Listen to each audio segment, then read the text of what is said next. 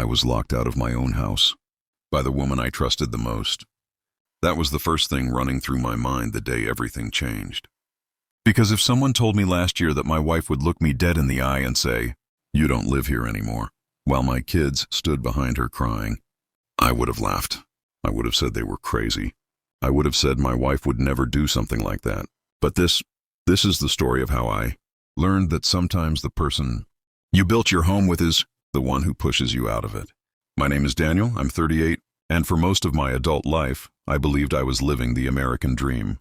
A stable job in logistics, 2 amazing kids, Mia, who's 9, and Caleb, who's 7, and a wife, Emily, who I thought loved me just as much as I loved her. We weren't rich, we weren't perfect, but we were a family, and that meant everything to me.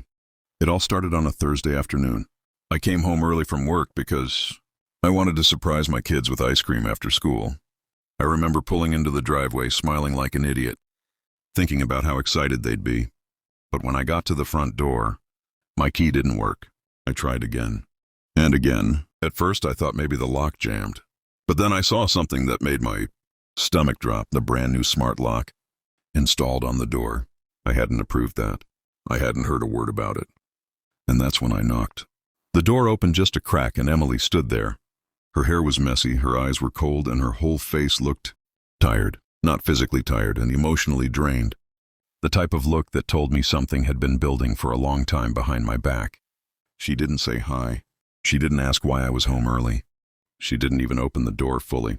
She just looked at me and said, "Daniel, leave." I thought she was joking. I laughed. I looked behind her and saw the kids standing in the hallway, holding their backpacks, watching us with wide eyes. Caleb had tears already forming. Mia was hugging her stuffed panda. She only did that when she was scared. I tried to push the door open gently and told her, "Emily, what's going on? Why is there a new lock? Why won't you let me in?" She stood firm, pushing the door against my hand. "You don't live here anymore," she said. "Just go." I swear for a moment I forgot how to breathe. Nothing in my life prepared me for hearing my wife say those words. I stepped back, staring at her like I was looking at a stranger wearing my wife's face. The kids suddenly started crying. Mia said, "Mom, stop. Please let Dad in." But Emily turned her head and told them to go to their rooms. That was the moment I knew something terrible was happening. I wasn't a perfect husband, no one is. But I never cheated, never laid a hand on my wife, never hurt my family. So why was I being pushed out of my own home? Why were my kids watching their mother shut the door on me like I was some criminal? I spent the next hour standing in the driveway, calling her phone, texting, begging her to just talk to me. She didn't pick up once. Neighbors walked by pretending not to stare, and I stood there feeling more humiliated with every passing minute. Finally, I walked around to the backyard. I knew the kids' bedroom windows were usually cracked open during the day. And sure enough, Mia whispered, "Dad?" When she saw me, she opened the window a little wider. I asked her if she was okay, and she nodded, wiping her eyes.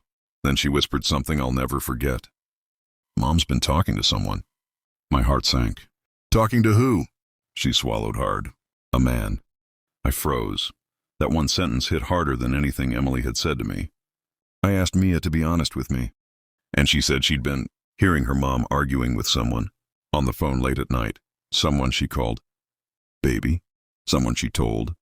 "I'm working on it." I didn't need more details. It all clicked. Suddenly the new lock made sense. Her coldness made sense. The bags under her eyes made sense. But I didn't want to believe it. Not yet. I told Mia I loved her and asked her to tell Caleb I'd see them soon. I didn't want them dragged into this anymore. That night I stayed at a cheap motel. I didn't sleep. I just stared at the ceiling, replaying every memory of Emily and wondering if all those years were real or just an illusion. The next morning, something inside me switched. Maybe it was anger. Maybe heartbreak. Maybe the instinct to protect my kids. But I decided I wasn't going to be kicked out of my own family without answers. So I contacted a lawyer, a family friend named Mark. He's calm, sharp, and hates injustice more than anyone I know. After I explained everything, he said, "Something's not right here. Don't confront her yet. We'll do this smart." And that's exactly what we did. Mark told me that in our state, a spouse cannot change house locks without legal notice unless there's danger involved. And there was zero reason to believe I was any kind of threat. Emily had crossed a legal line, and Mark suspected she did it because she was hiding something. Or someone. For the next few days, I stayed quiet. I didn't call her. Didn't text. Didn't show up. I let her think she had won. And then everything changed. It was Sunday morning when Mark called me and said, "Daniel, meet me at your house. Bring nothing but your phone." His tone was sharp, serious. When I arrived, my kids were playing in the yard with a babysitter. They ran to me and my heart nearly burst. I hugged them tight, but Mark motioned me toward the house. Emily opened the door, but this time she wasn't cold. She looked nervous, very nervous, and when she saw Mark walking behind me with his briefcase, her face drained of color. Mark spoke calmly. "Emily, by state law, Daniel has full rights to enter this home. You illegally changed the locks, and unless you want this handled in court first thing Monday morning, I suggest you step aside." Emily didn't move. She didn't speak. She just stood there trembling. Then suddenly, he appeared. A man walked out from behind her, adjusting his shirt, looking down like he wanted to disappear. Younger, clean-cut, maybe early 30s. He wouldn't even look at me. That was the moment my heart shattered. I didn't yell. I didn't swing. I didn't fall apart. I just looked at Emily and said, "How long?" Her lips quivered. 6 months, she whispered. 6 months. My marriage had been dead for half a year, and I didn't even know. But the worst part? She didn't apologize. She didn't cry. She didn't regret it. She just said, "I didn't know how to tell you." Mark stepped forward and said 5 words that changed everything. "Daniel is taking the kids." Emily's eyes widened. "No, he's not." Mark cut her off. "Yes, he is. You exposed them to a man they've never met. You locked their father out of his own home. And you violated state law. A judge will rule in his favor instantly." Emily broke. She grabbed my arm and whispered, "Please don't take them from me." But I wasn't taking them from her. I was taking them away from the chaos she created. Within a week, I had temporary custody. Emily moved out to stay with her parents. The other man? I never saw him again. The kids are safe. The house is quiet. And every day, I'm learning how to rebuild my life from the ground up. But the one thing I'll never forget, the thing I want every listener to understand, sometimes the biggest betrayal doesn't come from an enemy. It comes from the person sleeping beside you.